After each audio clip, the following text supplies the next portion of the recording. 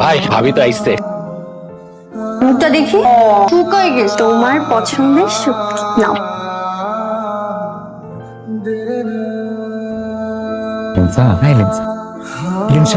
সাগরকে নিয়ে আমরা কথা বলি।